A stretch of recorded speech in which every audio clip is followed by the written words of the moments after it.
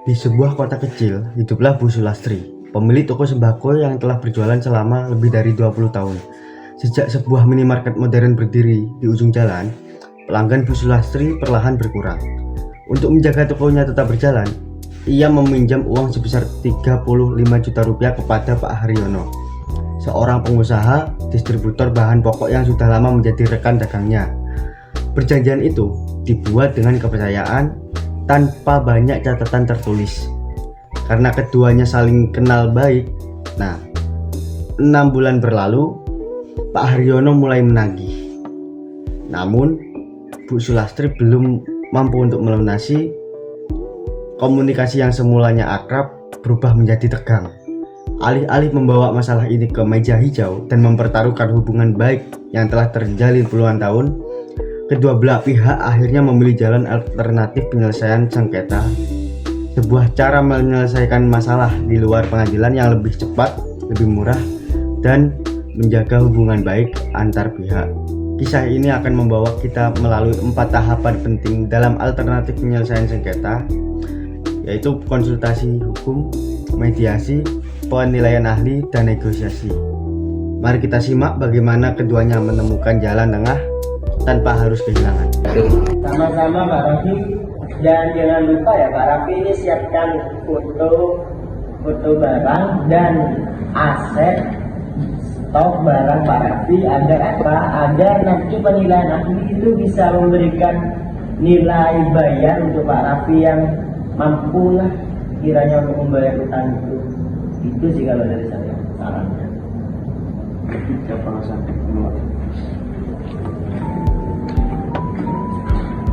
Setelah melalui proses konsultasi hukum, Bu Sulastri mengajukan permintaan mediasi.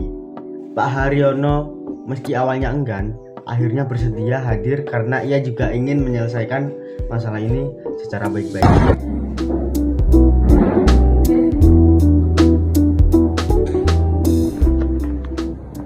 Selamat siang Pak Raffi dan Bapak Kanza.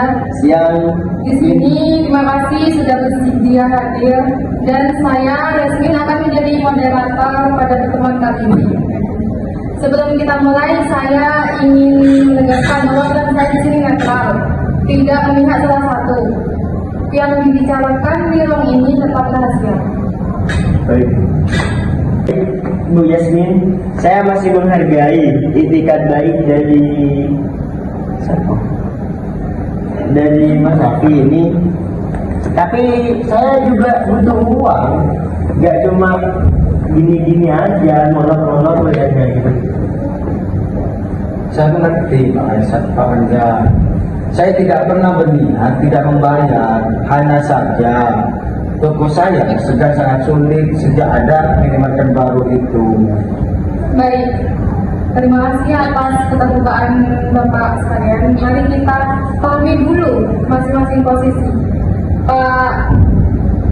Pak Kanza, boleh dijelaskan apa yang Bapak harapkan dari pertemuan ini? Ya gini, saya hanya butuh kepastian, tidak hanya janji manis saja, Bu.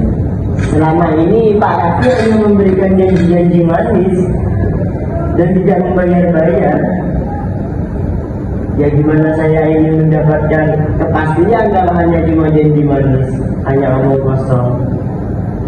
Baik, dan kalau dari Pak Raffi, apa yang mau diharapkan? Saya berharap Ibu diberi waktu dan keringanan. Mungkin dengan cara dicicil atau dengan cara lain yang tidak memberatkan. Karena saat ini kondisi keuangan toko saya benar-benar terbatas. Baik, di sini saya menangkap 2 kebutuhan, yaitu dari Pak Kanza membutuhkan kepastian dan sebagian dana, dan sementara Bapak Raffi ini membutuhkan keringanan waktu dan skema yang realistis. Ini bukan posisi yang saling bertentangan, sebelumnya ada ruang dicarikan jalan tengah.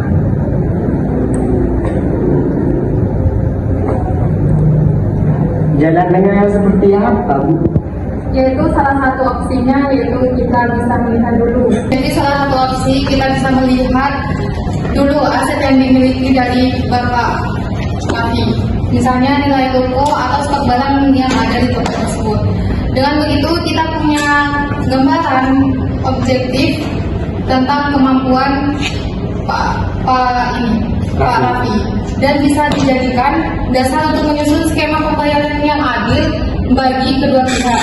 Saya sarankan kita melibatkan penilaian independen agar hasilnya dipercaya oleh kedua belah pihak.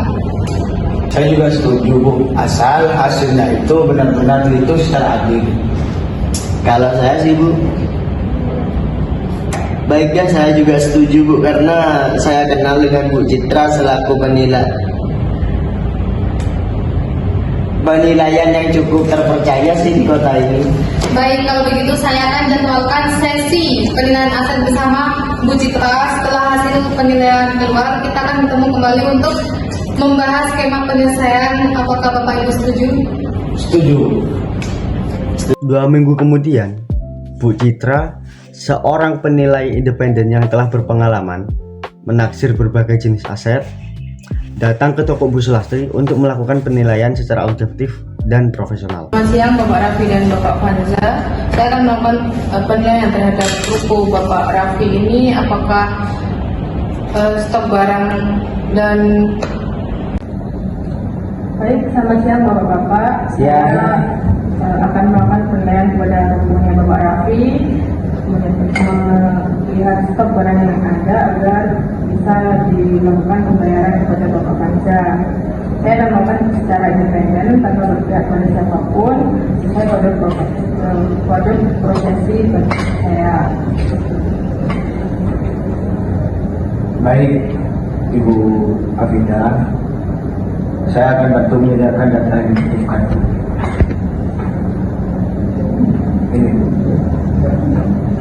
Jadi sesuai data ini, luas yang Bapak Raffi berikan, luas ruko ini sekitar 60 meter persegi dan lokasinya juga cukup strategis. Terus stok barangnya juga lumayan banyak ini ya, saya lihat. Dan catatan pembelian dan kondisi barang ini masih baik.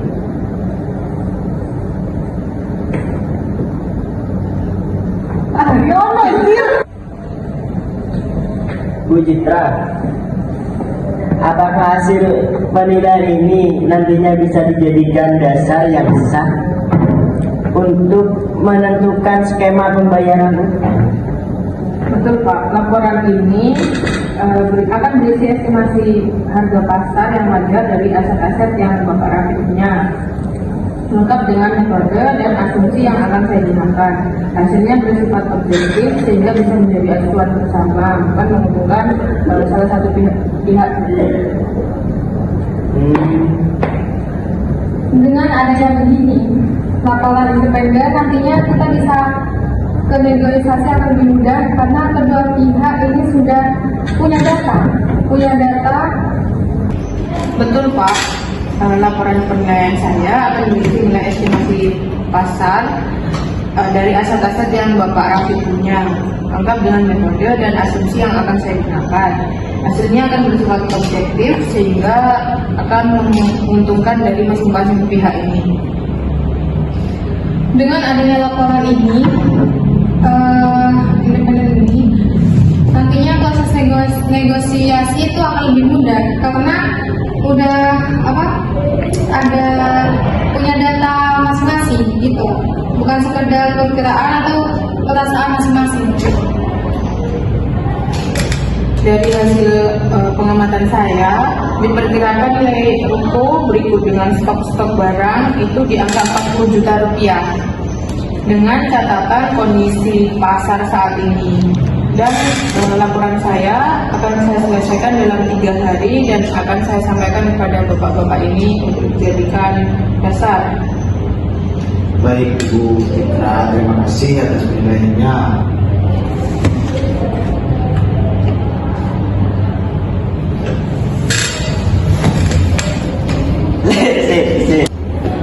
Baik, terima kasih Bu Citra dengan negosiasi pada siang hari ini. Jadi saya memiliki dasar untuk melanjutkan pembicaraan. Baik, kalau begitu laporan begitu, setelah laporan ini sudah selesai, maka saya akan mengundang Bapak kembali untuk sesi negosiasi akhir agar bisa disepakati skema penyelesaian yang konkret. 3 hari kemudian, laporan resmi dari Bu Citra telah selesai. Kini saatnya Bu Sulastri dan Pak Haryono untuk bernegosiasi secara langsung. Dengan mediator Andika tetap mendampingi dan Pak Bagus hadir untuk membantu menyusun kesepakatan akhir secara sah.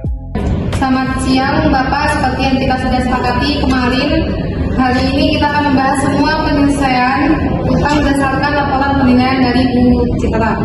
Total nilai aset diperkirakan 40 juta rupiah. Sementara utang Pak Raffi ini kepada Pak Fajar itu 35 juta. Mulai. Saya sudah membaca laporan. Saya rasa angka yang disampaikan cukup wajar sih.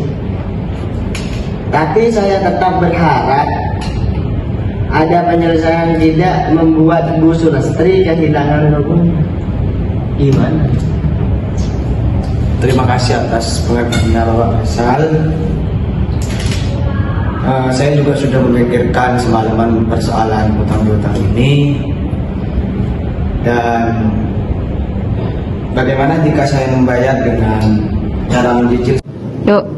Ini Pak Raffi, saya ingin menambahkan sedikit juga. Kalau saya menagih dan kemudian hari Bapak tidak bisa dihubungi, saya hanya ingin berpesan, temui saya aja. Saya ingin berbicara dengan jujur kok Pak, jelas-jelas gimana enaknya gitu. Terima kasih Pak Faisal atas pengertiannya dengan Pak. Saya akan berusaha semaksimal mungkin untuk bisa cepat melunasi hutang-hutang saya ke Pak Faisal. Baik, berikutnya dokumennya mari kita tanda tangani bersama.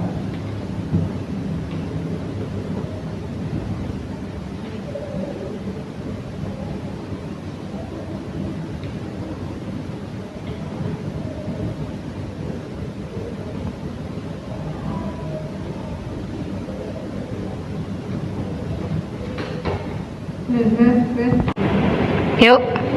Baik, saya setuju dengan itu Pak Raffi. Tapi saya mau ada pembuktian yang tertulis gitu Pak, ada hitam di atas putihnya supaya tidak tidak terjadi kesalahpahaman di kemudian hari. Saya sangat setuju Pak Faisal agar nanti tidak ada kesalahpahaman lagi antara saya dengan Pak Faisal persoalan di utang ini. Kalau begitu izinkan saya membantu. Saya akan menyusun surat kesepakatan yang berisi rincian pembayaran ini. Penyerahan stok barang senilai 10 juta rupiah sebagai pembayaran awal dan sisa 25 juta rupiah dicicil 2.500.000 rupiah per bulan selama 10 bulan. Surat ini akan ditandatangani kedua pihak dan disaksikan oleh mediator sehingga memiliki kekuatan hukum yang mengikat. Baik, sebelum ditandatangani, saya ingin memastikan satu hal, yaitu apakah hal lain yang disampaikan oleh Bapak agar kesepakatan ini benar-benar sesuai dengan keinginan dua belah pihak. Baik, berikut berikan dokumennya.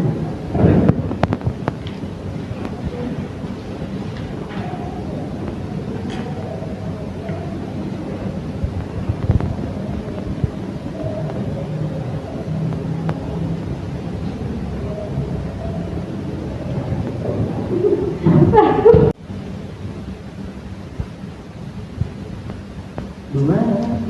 Pak Raffi, berapa nilai stok barang yang bisa diserahkan sebagai pembayaran awalnya agar enak? Menurut catatan berdasarkan nilai dari Bu Citra tadi, nilai stok yang bisa saya bayarkan itu 25 juta. Jadi sisanya nanti saya nyicil. Itu sebenarnya sangat masuk akal, Pak Hamzah. Bagaimana menurut Bapak? Saya setuju, Bu Yasin. Nah, demikianlah kisah Bu Sulastri dan Pak Haryono.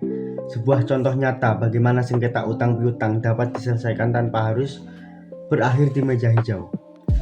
Melalui konsultasi, mereka memahami pilihan yang tersedia. Melalui mediasi, mereka membuka kembali ruang komunikasi yang nyaris tertutup. Melalui penilaian ahli, mereka memperoleh dasar yang objektif dan adil. Dan melalui negosiasi, mereka akhirnya menemukan jalan tengah yang menguntungkan dari kedua belah pihak tanpa memutus hubungan baik yang telah terjalin puluhan tahun. Alternatif penyelesaian sengketa mengajarkan kita bahwa setiap konflik, sekecil maupun sebesar apapun, selalu memiliki jalan damai selama kedua belah pihak bersedia membuka hati dan telinga untuk saling mendengarkan. Sekian kisah ini kami sampaikan. Terima kasih dan wassalamualaikum warahmatullahi wabarakatuh.